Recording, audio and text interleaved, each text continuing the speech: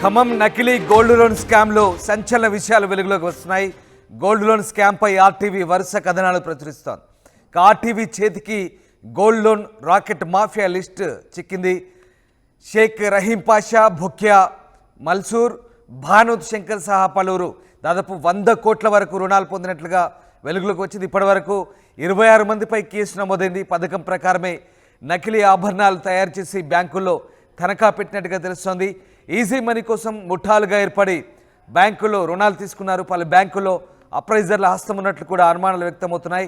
RTV వరుస కథనాలు ప్రసారం చేయడం, బ్యాంకుల్లో తనఖాల్లోని ఆభరణాలను అప్రైజింగ్ చేస్తున్న సిబ్బంది సంబంధించిన భాగవతాన్ని ఆర్టీవీ బయటపెట్టింది. తాజాగా పంజాబ్ నేషనల్ బ్యాంక్, ఆంధ్రప్రదేశ్ గ్రామీణ వికాస్ బ్యాంక్, భద్రాద్రి కోఆపరేటివ్ బ్యాంకులో స్కామ్ జరిగినట్లుగా సిబ్బంది గుర్తించారు.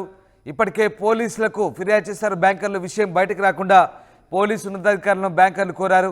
ఫేక్ ఆభరణాల తయారీ ఎక్కడ జరిగింది, సూత్రధారి ఎవరు అన్న కోణంలో విచారణ కొనసాగుతుంది.